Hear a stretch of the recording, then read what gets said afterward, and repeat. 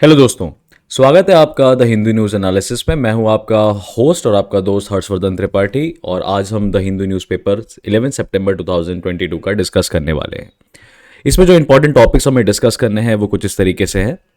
तो सबसे पहला जो टॉपिक है, इंडिया दोस्तों IPEF Indo Pacific economic framework के में ट्रेड पिलर से बाहर है।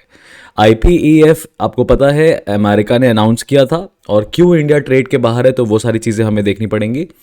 Juvenile justice care and prevention act का इम्प्लीमेंटेशन कंफ्यूजन क्रिएट कर रहा है। तो क्या है ये juvenile justice care and prevention act? इसको हम थोड़ा ध्यान से देखेंगे, क्योंकि ये सोशल जस्टिस के कॉन्सेप्ट से निकल के आता है। और साथ में ये भी इंपॉर्टेंट है इस पर्टिकुलर चीज़ में ये समझना कि ये जो जुवेनाइल जस्टिस एक्ट है ना, जुवेनाइल जस्टिस एक्ट किसी तरह का पनिशमेंट नहीं प्रिस्क्राइब करता है, रादर ये केयर और प्रिवेंशन प्रोवाइड कर रहा है। तो अभी न्यूज़ आई है कि जिला अधिकारी को यानी डिस्ट्रिक्ट मजिस्ट्रेट को ये पावर दी गई है कि वो अडॉप्शन के ऑर्डर्स देगा। तो हमें देखना पड़ेगा कि ये क्या है, ये एक्ट क्यों लेके आए, ये किस चीज़ को अमेंड कर रहा है। इसी के बेसिस पे हम जुवेनाइल जस्टिस एक्ट 2015 को भी डिस्कस करेंगे। चौथा, पर्वत प्रहार नाम की एक एक्सरसाइज चल रही है लेह लद्दाख रीजन में, तो उसको आर्मी चीफ ने रिव्यू किया है। किबिथु कैंप अरुणाचल प्रदेश में जनरल बिपिन रावत साहब के नाम पे रख दिया गया है। तो किबिथु कैंप क्या है और जनरल बिपिन रावत के ऊपर कुछ इंटरेस्टिंग बात देखेंगे। Kerala rubber plantation in crisis है। तो रबर प्लांटेशन आखिरकार क्यों क्राइसिस है केरला में, और क्या डिमांड है केरला के फार्मर्स की, we need to understand that, and this is important from GS3 point of view. सातवां जो टॉपिक है, Liz Truss as the new prime minister of UK, India has congratulated. तो वो किस पार्टी से हैं, और कुछ वहाँ के पार्लियामेंट के बारे में, उनके पार्लियामेंट्री सिस्टम के बारे में कुछ चर्चा करेंगे हम। वील ऑल्सो सी कि किंग चार्ल्स III को यूके का मोनार्क तो घोषित कर ही दिया है। In this we'll also find that King Charles III is also the head of the state for Canada, यानी कि कनाडा में प्रेसिडेंट का जो पोस्ट होता है उस जगह पे किंग चार्ल्स III हैं। तो हमें बस ये समझना है कि क्यों हो रहा है ऐसा। किंग चार्ल्स III ब्रिटेन के भी मोनार्की है, मोनार्कियल हेड हैं, कॉन्स्टिट्यूशनल हेड हैं, कनाडा के भी हैं। Why is that so? ISRO funded project to check out the air quality in Rajasthan, and why it, ISRO ने ये फंड क्यों किया है राजस्थान की यूनिवर्सिटी के साथ, कहाँ की हवा को चेक कर रहे हैं और क्या फैक्टर्स हैं, will try to discuss that. Madhya Pradesh ने ड्राफ्ट किया है सुसाइड प्रिवेंशन स्ट्रैटेजी। शायद ये भारतवर्ष का सबसे पहला राज्य बन गया है जिसने सुसाइड प्रिवेंशन स्ट्रैटेजी बनाने की कोशिश की है, क्योंकि अभी NCRB का रीसेंट डेटा आया था जिसमें एक्सीडेंटल और सुसाइड डेथ्स के बारे में कहा गया था, और मध्य प्रदेश तीसरे स्थान पे है सुसाइड्स की बात करें तो। USA ने $40 मिलियन ऑफर किए हैं श्रीलंका को, हालांकि ये कुछ भी नहीं है। 51,000 करोड़ रुपीस का डेट है श्रीलंका के ऊपर, उसमें $40 मिलियन तो बहुत ज़्यादा अमाउंट नहीं है, बट फिर भी अमेरिका श्रीलंका की मदद करने के लिए आगे आया है, फर्टिलाइजर्स एंड ऑल प्रोवाइड करेगा। देखते हैं आगे क्या होता है। राइस का जो एक्सपोर्ट है, अभी हमने कल परसों के पेपर में ही देखा है कि इंडिया राइस के एक्सपोर्ट को कम कर रहा है। अभी तक ओपन था और उसके बाद अब प्रोहिबिट कर दिया है, तो और भी गिर सकता है। 13 और 14 जो है ये FAQ वाले सेक्शन से आया है, जहाँ पे हमने बांग्लादेश के साथ इस बार वहाँ के प्राइम मिनिस्टर के साथ एग्रीमेंट किए हैं। और G7 जो है वो बेसिकली एक तरीके से देखिए जंग की तैयारी कैसे कर रहा है, क्या कह रहा है, G7 कंट्रीज़ क्या कह रही हैं, और रशिया ने पलट के जवाब क्या दिया है, वो देखने वाला बात है। क्योंकि इंडिया, टर्की और चाइना के लिए बड़ी डिफ़िकल्ट सिचुएशन क्रिएट कर रहे हैं G7 और रशिया आपस में। तो ये क्या मुद्दा है वो हम डिस्कस करेंगे। तो आई होप आपको इंडेक्स समझ में आया गया होगा। चलिए शुरू करते हैं हमारे आज के सेशन को।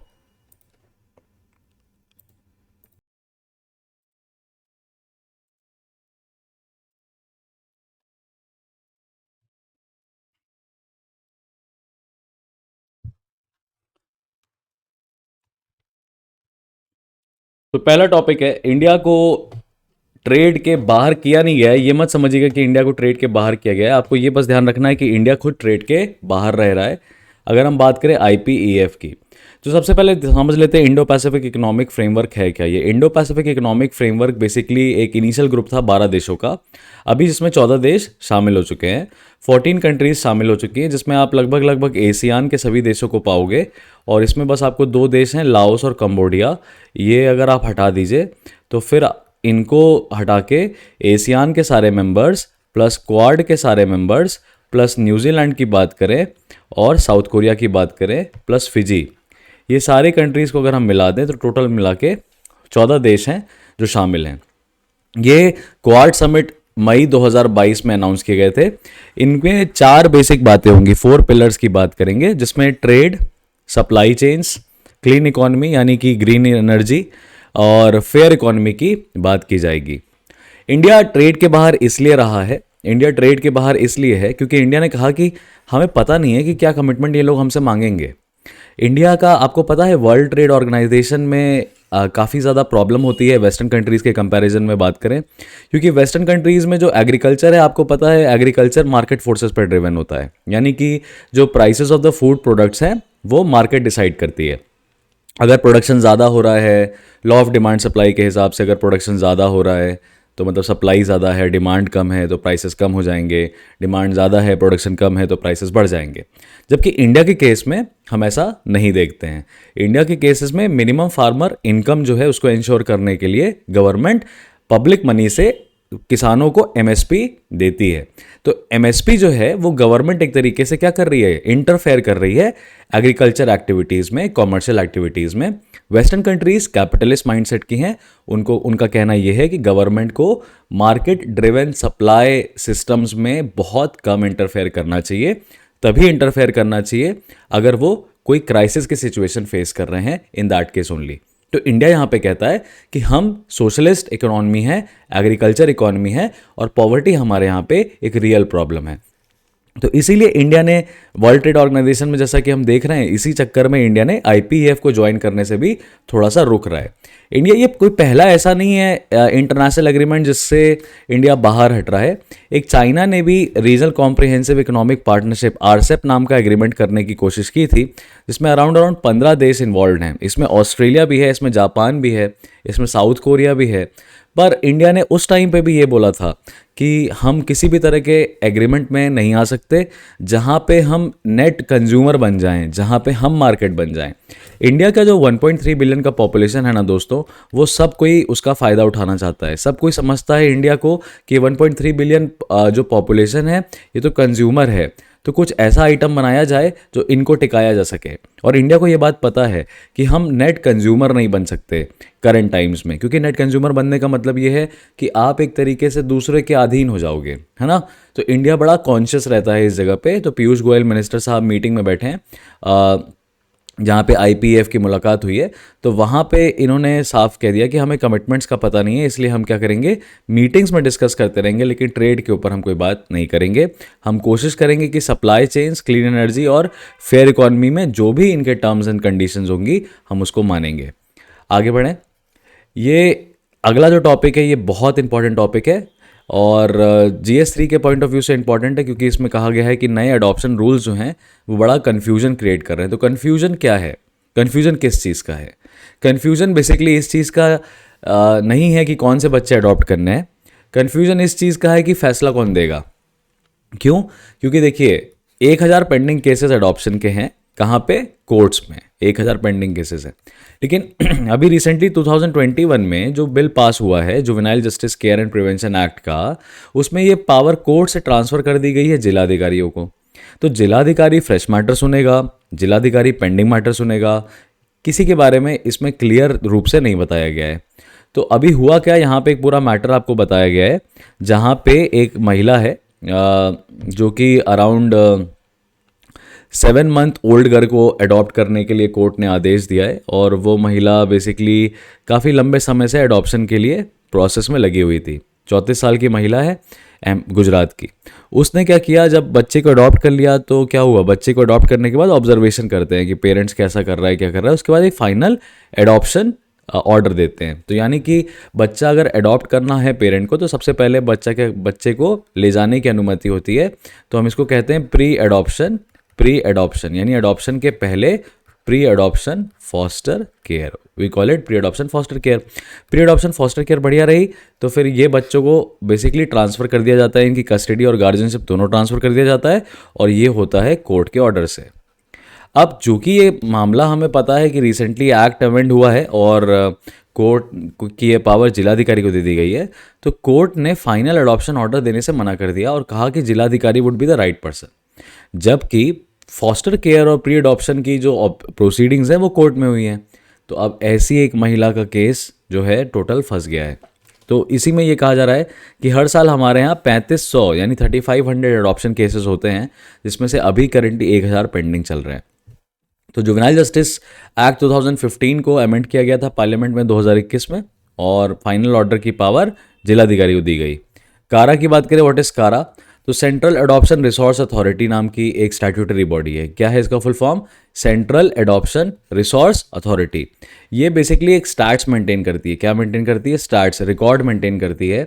और ये बेसिकली जो चाइल्ड वेलफेयर कमिटीज़ हैं, किसी को भी रिकमेंडेशंस भी देती है। तो ये मिनिस्ट्री ऑफ वुमेन और चाइल्ड डेवलपमेंट के अंदर है। इसको 2015 में जुवेनाइल जस्टिस एक्ट के अंदर बनाया गया था। ये प्राइमरी इंस्टीट्यूशन माना जाता है सुपरविजन और एडॉप्शन प्रोसेसेस के लिए। फर्दर बात करें तो कारा को क्या डेजिग्नेट किया गया? कारा को बेसिकली सेंट्रल अथॉरिटी की तरह डेजिग्नेट किया गया है, जो कि इंटर कंट्री ऑपरेशन और अडॉप्शंस को भी मैनेज कर सकता है। इंटर कंट्री अडॉप्शंस किसके अंडर होते हैं? Hague convention on the inter country adoption 1993 के अंडर होते हैं, जिसको गवर्नमेंट ने 2003 में रेटिफाई किया है। बेसिकली ये किन के में डील करता है? तो ये डील करता है और ऑर्फेंस, अनाथ, अबैंडन्ड जिनके कोई नहीं है, और सरेंडर्ड चिल्ड्रन के कंपैरिजन को, मतलब इनके एडॉप्शन में मदद कराता है। कुछ सेलेंट फीचर्स इस एक्ट के देख लेते हैं, क्योंकि हमने देखा है कि 2022 से ऐसा ट्रेंड आ रहा है कि आपसे 2021 से इनफैक्ट कि कुछ थोड़ा बहुत कानून जो आ रहा है उसके बारे में भी सवाल पूछ ले रहा है। तो इसी में कहा जाता है कि आप बहुत सारे रिसेंट सुप्रीम कोर्ट के जजमेंट्स और रिसेंट अमेंडमेंट्स पे नज़र रखिए। तो वो लेजिस्लेटिव रिसर्च वाला जो वेबसाइट है और SCO ऑब्जर्वर है, इन सारे वेबसाइट्स पे भी आप नज़र रख सकते हो, so that you are aware to know, you get to know what is the important development in the legal side. Salient features of the act की बात करें तो ये डिस्ट्रिक्ट मजिस्ट्रेट को ऑथराइज करता है, including the additional district magistrate, क्या कि अडॉप्शन ऑर्डर्स दे सके। Under which section? Section 61 of the adoption act. ठीक है, in order to ensure speedy disposal of cases and enhance accountability. Now DM shall independently evaluate the functioning. तो DM के पास power दे दी गई है evaluation की भी। किस चीज़ को? चाइल्ड वेलफेयर कमिटीज़ को, जुवेनाइल जस्टिस बोर्ड को, स्पेशल जुवेनाइल पुलिस यूनिट्स को, चाइल्ड केयर इंस्टीट्यूशंस को।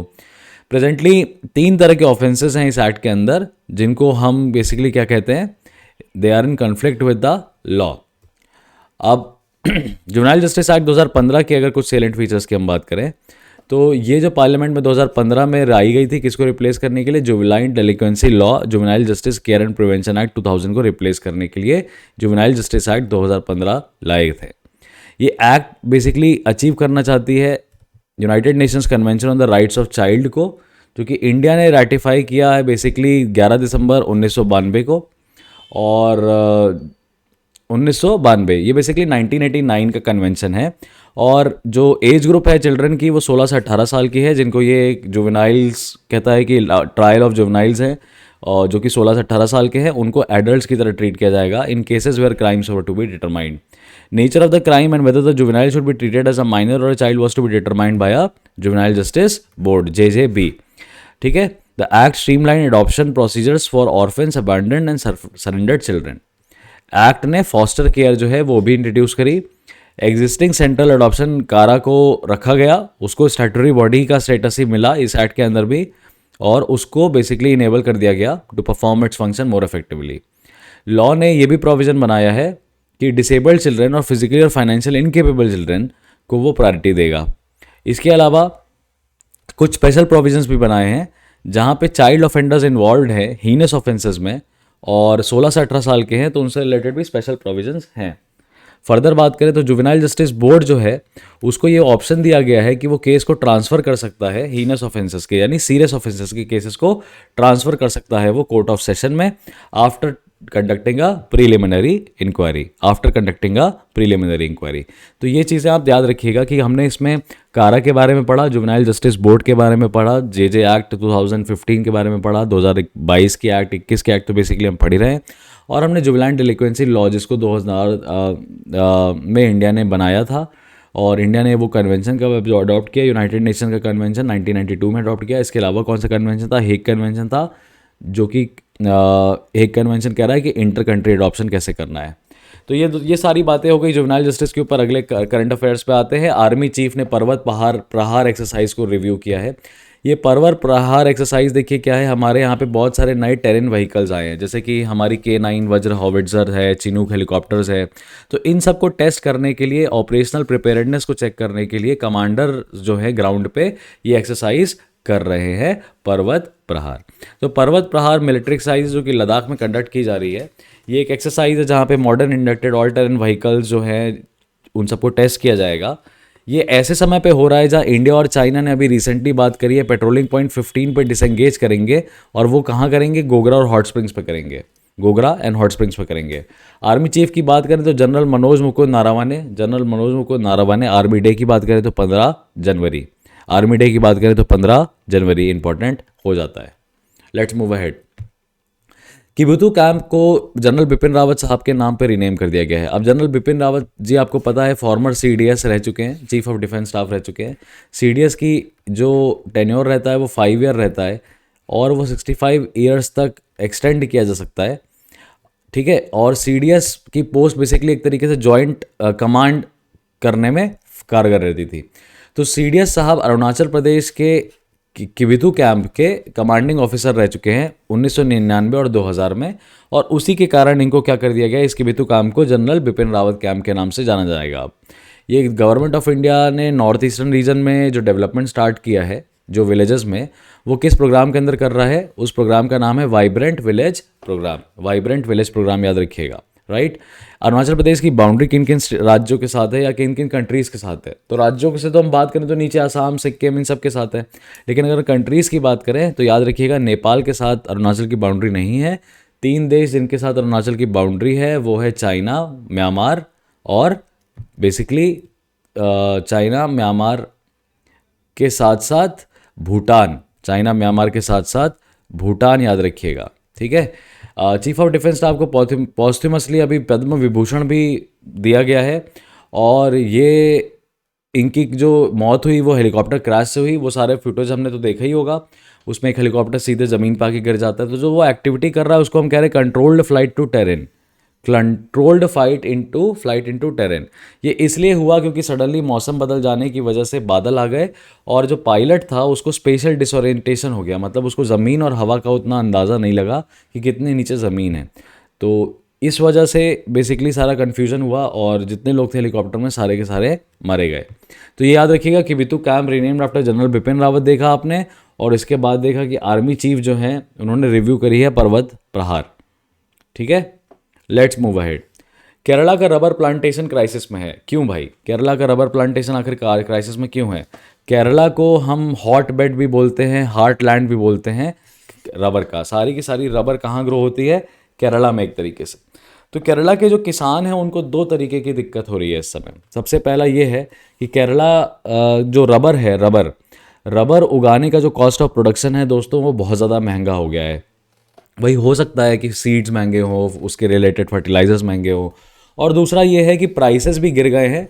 प्राइसेस गिरने का सीधा वजह ये है क्योंकि डिमांड क्या हो गई है, डिमांड घट गई है, डिमांड गिर गई है, और डिमांड गिरने की वजह से जो प्राइसेस हैं वो लगातार जा रहे हैं। तो इसका मतलब आपने किसी भी चीज़ को अगर पैदा किया, उगाया महंगे रेट पे, और उसको सस्ते पे निकाल रहे हो, तो आप क्या करोगे? नुकसान हो जाएगा ना। और दूसरी ये भी चीज़ याद रखना, किसान क्या होता है, किसान बेच कब रहा होता है? किसान तब बेच रहा होता है जब उसको अगले सीज़न की तैयारी ऑलरेडी स्टार्ट कर देनी है। तो ऐसे में तो उसके पास पैसा होना चाहिए।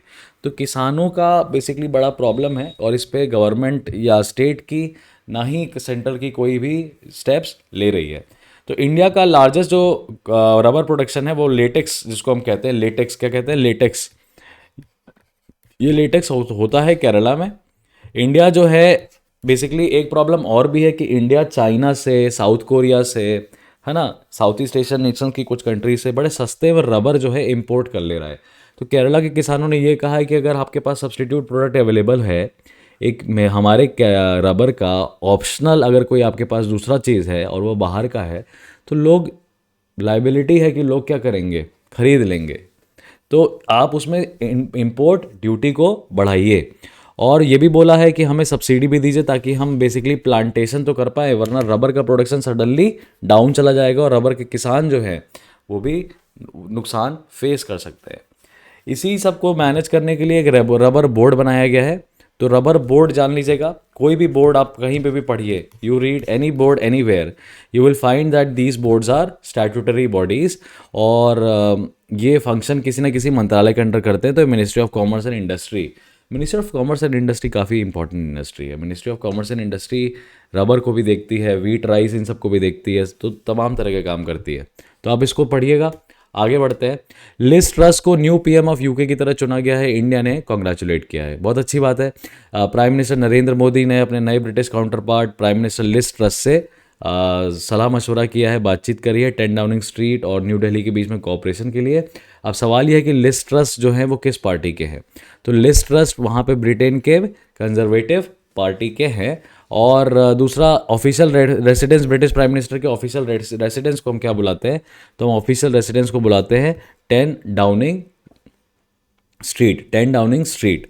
इंडिया और यूके के बीच में अगर बात करें तो इन लोगों ने चर्चा यही करी है कि हमारी और आपकी कॉम्प्रिहेंसिव पार्टनरशिप स्ट्रैटेजिक फ्रेमवर्क है, यानी कि हम और आप एक दूसरे के क्या हैं, स्ट्रैटेजिक पार्टनर्स हैं। अब स्ट्रैटेजिक पार्टनर्स को हमेशा सलाह मशवरा करना चाहिए। तो स्ट्रैटेजिक पार्टनरशिप किस ईयर में हुई थी यूके के साथ, हमारी सन 2004 में हुई थी। लेकिन रशिया की अगर मैं बात करूं तो रशिया के साथ हमारी 2004 में हुई थी, सन 2000 में हुई थी, और यूके के साथ हमारी 2004 में हुई थी। इंडिया और यूके जो है साथ में एक रोड मैप 2030 भी बात कर रहे हैं, जिसमें फ्री ट्रेड एग्रीमेंट होगा, मार्केट होंगे, एक्सपोर्ट इंपोर्ट रेगुलेट करेंगे, वो सारी चीज़ें भी यहाँ पे डिस्कस हो रही हैं। अब इंडिया और यूके के बीच में अगर हमें डिफरेंस समझना रहे, what is the major difference between these two, तो ये आपको समझ में आ जाएगा। सबसे पहला डिफरेंस तो हमें पता है कि ब्रिटेन का कोई कॉन्स्टिट्यूशन नहीं है, जबकि इंडिया में कॉन्स्टिट्यूशन है। अब चूंकि ब्रिटेन में कोई कॉन्स्टिट्यूशन नहीं है, कोई रिटन एक जगह पे कॉन्स्टिट्यूशन नहीं लिखा गया है, तो ब्रिटेन का जो पार्लियामेंट है वो सबसे ऊपर हुआ। क्यों? क्योंकि कॉन्स्टिट्यूशन बनाने का काम तो पार्लियामेंट का ही है। इसीलिए ब्रिटेन में क्या फॉलो करते हैं, सॉवरेनिटी ऑफ पार्लियामेंट फॉलो करते हैं, जबकि इंडिया में देखो संविधान होने की वजह से constitution of India is supreme, ये फॉलो करते हैं।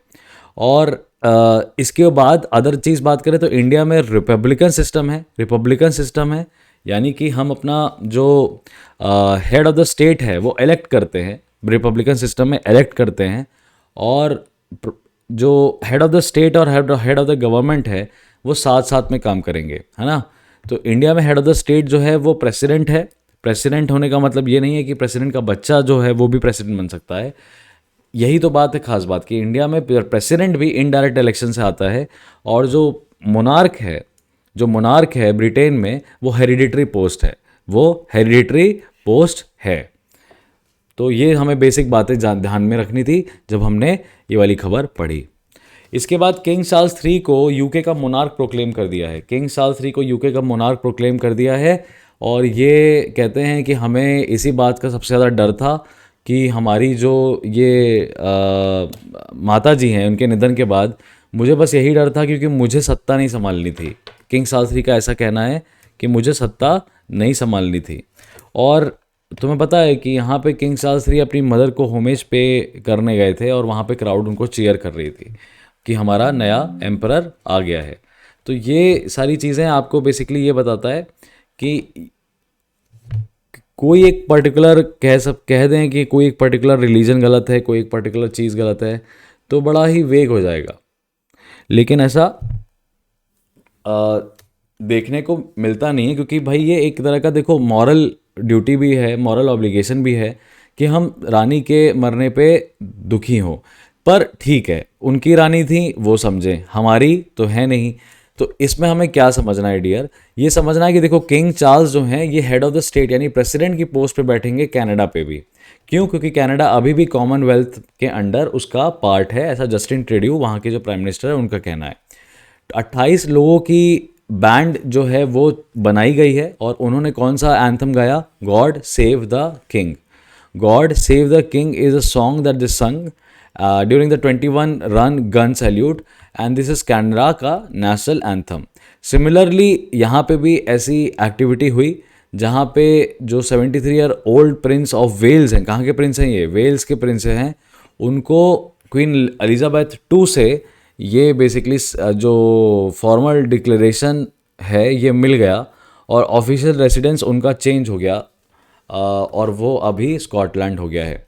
Let's move ahead. इसरो ने फंड किए हैं projects to check the air quality in Rajasthan. देखिए, अगर आप इंडिया को देखेंगे तो इंडिया में जो सेंट्रल एशियन रीजन है और जो अपर नॉर्दर्न रीजन है, वहाँ पे जो क्लाइमेट चेंज है काफ़ी ज़्यादा प्रोमिनेंट पाया जा रहा है। पहली बात तो अगर आप यूपी को देखिए, आप बिहार को देखिए, आप थोड़ा एमपी और थोड़ा गुजरात और थोड़ा थोड़ा आप अगर हरियाणा को भी देखेंगे तो आप ये पाएंगे कि ये सारे जो राज्य हैं यहाँ पे क्या हो सकता है, यहाँ पे बेसिकली यहाँ पे आपको पता चलेगा कि यहाँ पे जो जंगल हैं वो बहुत कम है, जंगल जो हैं वो बहुत कम है।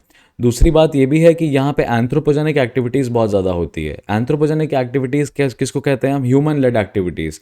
तो ह्यूमन लेड एक्टिविटीज़ में एग्रीकल्चर हो गया, ह्यूमन लेड एक्टिविटीज़ में हमें देखने को मिलता है कि यहाँ पे जो एनिमल्स हैं, एनिमल एक्सक्रीटा है, ये सब भी बहुत ज़्यादा है।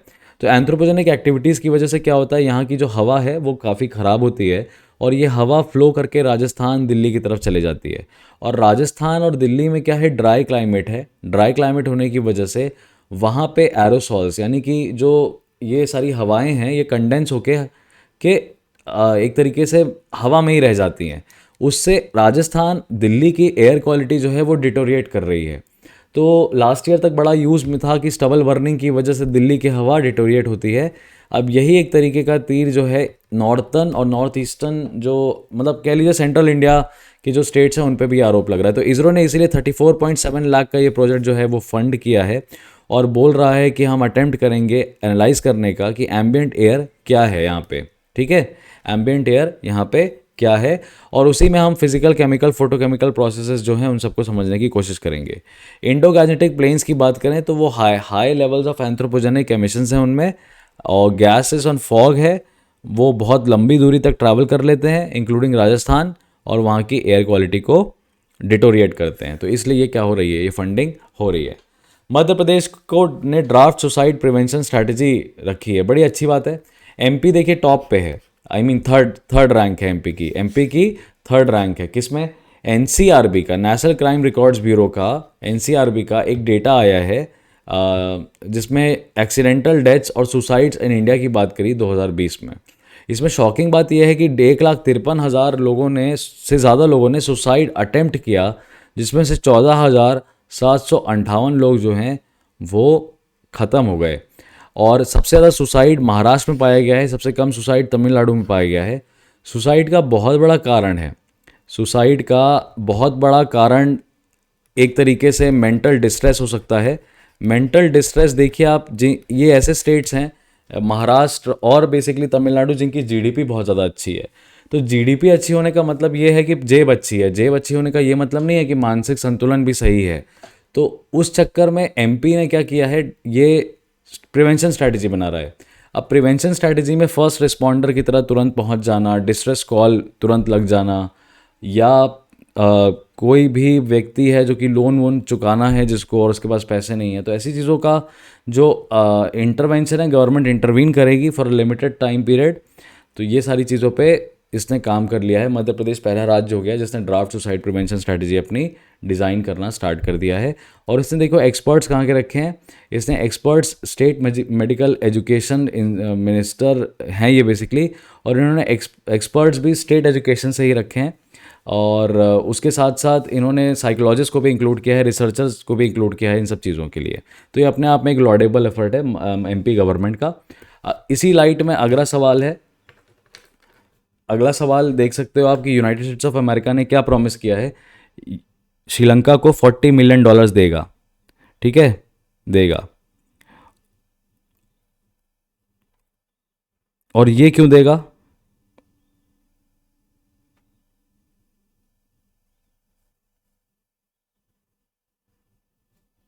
ये क्यों देगा?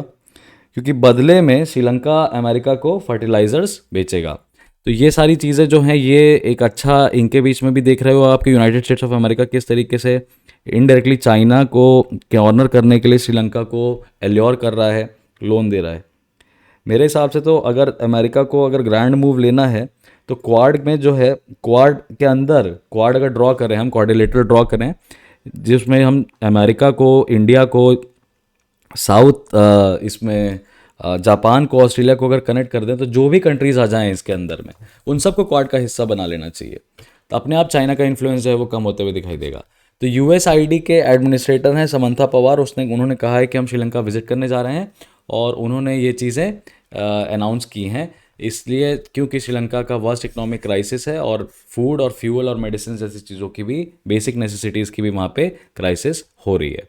अगर फर्दर हम आगे बढ़ें तो ये इंडिया कह रहा है कि हमारे जो राइस एक्सपोर्ट्स हैं ये क्या हो जाएंगे, ये 4 से 5 मीट्रिक टन जो हैं ये बैन के बाद कम हो जाएंगे। इसमें इंडिया ने किया क्या है, इंडिया ने basically shipment of broken rice पे बैन लगाया है, नॉन बासमती राइस पे ड्यूटी लगा दी है, एक्सपोर्ट ड्यूटी बढ़ा दी है। तो एक तरफ उसने ब्रोकन राइस जो है, ब्रोकन राइस को बैन किया, ब्रोकन राइस का एक्सपोर्ट बैन किया, ब्रोकन राइस का एक्सपोर्ट बैंड है, और दूसरी तरफ हम देख रहे हैं कि इंपोर्ट ड्यूटी जो है, इंपोर्ट टैक्स जो है वो बढ़ा दिया गया है, किस पे, बासमती राइस पे। तो ऑब्वियसली बस इसका मतलब ये है कि इनडायरेक्टली क्या कर रहे हो आप, इनडायरेक्टली आप एक्सपोर्ट को कर्टेल कर रहे हो। अब ये क्यों कर रहा है इसका रीज़न यहाँ पे नहीं लिखा है, ये क्यों कर रहा है इसका रीज़न नहीं लिखा है, और इसका reason basically domestic consumption is greater than export potential, is greater than export potential. इसके साथ ही साथ जो हमारा प्रोडक्शन है, राइस का जो प्रोडक्शन है इस सीज़न में वो भी कम हुआ है, बरसात पानी के लिए अवेलेबिलिटी कम थी। तो ये सारी वजह से इंडिया ने बोला है कि हम अपने राइस एक्सपोर्ट्स को क्या करेंगे, कम कर देंगे। चलिए आगे बढ़ते हैं। Kushiyara river treaty between India and Bangladesh, ये FAQ आया है कि तीस्ता वाटर ट्रीटी जो इनके बीच में साइन हुई थी 1972 में, 1972 में तीस्ता रिवर एग्रीमेंट साइन हुआ था इंडिया बांग्लादेश के बीच में, और उसके बाद 1996 में गंगा रिवर के लिए एग्रीमेंट हुआ, और फिर अभी सन 2022 में देखने को मिल रहा है कि कुशियारा नदी के लिए एग्रीमेंट हुआ है। अच्छा, प्रॉब्लम क्यों अग्रीमेंट हो रहा है, ये जॉइंट रिवर कमीशन में वाटर शेयरिंग इंडिया बांग्लादेश के बीच में इतना प्रॉब्लमेटिक क्यों है? देखिए, तीस्ता नदी के लिए तो इम्पॉर्टेंट है, ये कहा गया है तीस्ता नदी का सारा पानी वेस्ट बंगाल में बहता है, तो वेस्ट बंगाल से पूछना ज़रूरी है, आप उसको इग्नोर करके एग्रीमेंट नहीं करोगे।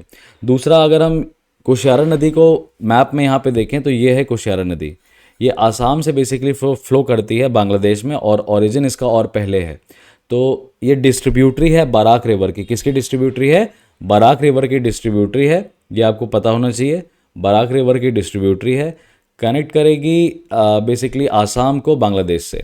और नॉर्थ ईस्टर्न की जो नदियां हैं वो अपना ट्राजेक्ट्री जो है, रास्ता जो है वो क्लाइमेट चेंज होने की वजह से, बहुत ज़्यादा भारी मात्रा में पानी होने की वजह से समय समय पर बदल रही हैं। तो कुशियारा भी एक ऐसी नदी है जो कि बहुत ज़्यादा बाढ़ की स्थिति कर देती है बांग्लादेश में, और अगर ठंडी में बात करें, जब पानी की कमी रहती है तो ठंडी में ये नदी ड्राई हो जाती है। तो इसके लिए इंपॉर्टेंट है कि कुछ जगह पे पानी को रोका जाए, कंट्रोल किया जाए या डेविएट किया जाए, ताकि बाढ़ वाली स्थिति ना आए। और अगर ड्रॉट आ रहा है, सूखा पड़ रहा है, तो उस केस में वो जो पानी उनके पास ऑलरेडी है उससे वो कुछ यूटिलाइजेशन कर सकें। ये पूरा जो एग्रीमेंट है ये अभी इनके बीच में हुआ है। तो ये जो न्यूज़ आई है ना, why is Kushiyara river important, ये वाले आर्टिकल से अच्छा है कि आप करंट अफेयर्स में 3 दिन 4 दिन पहले से जो पेपर में न्यूज़ चल रही है, आप उस पर एक तरीके से कंसाइज फॉर्म में नोट्स बना लीजिए अपने। तो आपको समझ में आया कुशियारा नदी का इंपॉर्टेंस क्या है। कुशियारा नदी का सिंपल दो इंपॉर्टेंस है। सबसे पहला कि ये वाटर स्कार्सिटी को in the crisis months protect करेगा। दूसरा कि ये फ्लड को भी प्रिवेंट करेगा by having a reasonable consensual agreement between India and Bangladesh. Moving further ahead, G7 on Russia's oil imports. अब ये जो स्थिति ये कर रहे हैं, ये वर्ल्ड वॉर 3 नहीं है तो ये क्या है, ये वर्ल्ड वॉर 3 का शुरुआत नहीं है तो क्या है, हमें बस मिसाइलें नहीं दिखाई दे रही, प्रॉक्सी वॉर एक तरीके से स्टार्ट हो गया है। क्यों? क्योंकि रशिया आपको पता है हर साल क्या होस्ट करता है, ईस्टर्न इकोनॉमिक फोरम जो होस्ट किया रशिया ने। इस बार रशिया ने साफ साफ कहा कि जो भी मेंबर कंट्री थे, सर नरेंद्र मोदी साहब ने वर्चुअली विजिट किया, तो उसने कहा कि आप समझिएगा बात को, आप कम मत समझिएगा रशिया को। रशिया के पास एक कैपेबिलिटी है कि वो लीविंग यूरोपियन कंट्रीज़ को जमने के लिए छोड़ देगा, क्योंकि वो सभी गैस, ऑयल, हीटिंग ऑयल, सभी चीज़ पे क्या करेगा, रोक लगा देगा। इनफैक्ट नॉर्ड स्ट्रीम 1 जो पाइपलाइन है उसको ऑलरेडी बंद कर दिया है रशिया ने, और यूरोप में गैस भी नहीं जा रही है। ये जो सब्सिडी है ये देखोगे ये गैस के लिए नहीं पाओगे, ठीक है। तो नॉर्ड स्ट्रीम 1 जो है इसमें आपको ये समझना है कि gas is important for European union, petrol might not be that important. Petrol उनको गल्फ कंट्रीज से मिल जा रहा है। अब वो ये कह रहे हैं, G7 कंट्रीज़ क्या कह रही हैं बदले में, G7 कंट्रीज़ ये कह रही हैं कि अगर इंडिया, चाइना, टर्की, रशिया से सस्ते रेट में पेट्रोल खरीदते रहेगा तो ये कंट्री तो एक तरीके से रशिया जो यूक्रेन में लड़ाई झगड़ा कर रहा है उसको फाइनेंस प्रोवाइड कर रहे हैं। तो इंडिया का कहना ये है कि हमारा स्ट्रेटजिक इंटरेस्ट है रशिया के साथ, और दूसरा कि वो हमारे लिए एनर्जी सिक्योरिटी का काम करता है। तो इस केस में बड़ा मुश्किल हो जाएगा कंसेंसस बनाना G7 के बीच में और रशिया के बीच में। रस्साकसी चालू है, डिस्कशन चल रहा है, देखते हैं आगे क्या होता है। तो ये थे हमारे कुछ मेजर टॉपिक्स। इसको हम एक बार इंडेक्स देख लेते हैं। इंडिया IPF के ट्रेड के बाहर है क्योंकि इसको पता नहीं है कि कमिटमेंट्स इसको क्या क्या लेने देने रहेंगे, इसीलिए इसने बोला है कि अभी हम वेट एंड वॉच वाले सिनारियो में है। Juvenile justice care and protection act 2022 आई है, जिसमें कि 2021 आई है, जिसमें कि ये कहा गया है कि जो ऑर्डर है अडॉप्शन का वो जुडिशल मजिस्ट्रेट नहीं अब डिस्ट्रिक्ट मजिस्ट्रेट देगा। जुवेनाइल जस्टिस एक्ट 2015 की बात करें तो ये काफ़ी रिवॉल्यूशनरी एक्ट थी, जिसने ये कि बोला कि 16 से 18 साल तक के बच्चों ने अगर हीनस ऑफेंस किया है, बहुत सीरियस ऑफेंस किया है, तो उनको क्या कर सकते हैं, हम उनको एज एन एडल्ट ट्राई कर सकते हैं, बट इसके लिए जुवेनाइल जस्टिस बोर्ड की परमिशन रिक्वायर्ड है। आर्मी चीफ ने पर्वत प्रहार नाम की जो एक्सरसाइज है लद्दाख में उसको ऑब्जर्व किया, जिसमें हम चीनूक हेलीकॉप्टर्स और K-19 वज्र हॉविट्जर्स का इस्तेमाल कर रहे हैं। करेक्ट है। फर्दर अगर हम बात करें, किबितू कैंप को रीनेम कर दिया गया है जनरल बिपिन रावत साहब के नाम से। केरला रबर प्लांटेशंस में कॉस्टिंग बढ़ गई है, इनपुट कॉस्ट बढ़ गई है। लिस्ट ट्रस्ट की बात करें तो नए प्राइम मिनिस्टर चुने गए हैं, इसमें हमने डिस्कशन किया। किंग चार्ल्स मोनार्क की तरह चुन लिए गए हैं, और वो चुन क्या लिए गए, हेरिडिटरी पोस्ट है तो वो मोनार्क हो गए हैं, यूके के भी, वो कनाडा के भी। इसरो ने एक प्रोजेक्ट फंड किया है एयर क्वालिटी राजस्थान की चेक करने के लिए। मध्य प्रदेश ने ड्राफ्ट सुसाइड प्रिवेंशन स्ट्रैटेजी बनाई है NCRB के रिपोर्ट के बाद। USA ने $40 मिलियन दिए हैं श्रीलंका को। हमारा जो राइस एक्सपोर्ट है वो और गिर सकता है क्योंकि हमने बासमती पे एक्सपोर्ट ड्यूटी बढ़ा दी है, और दूसरी चीज़ ये है कि ब्रोकन राइस पे कम्प्लीटली बैन कर दिया रहा है। कुशियारा रिवर का एग्रीमेंट हमारे इंडिया और बांग्लादेश का हुआ है इस साल, और G7 प्लानिंग में है, और बेसिकली बात कर रहा है G7 कि किस तरीके से हमें रशिया को ये बताना है कि उसका जो ऑयल इंपोर्ट है उसकी कॉस्ट पे लिमिट लगाइए, आप सस्ता तेल मत बेचिए। So this was Harshvardhan Tripathi. I hope you enjoyed the session. I will see you guys in the next session very soon. Till then, bye bye, take care, all the very best, and yes, do give your feedbacks in the comment section. I'll see you guys in the next video as soon as possible. Bye.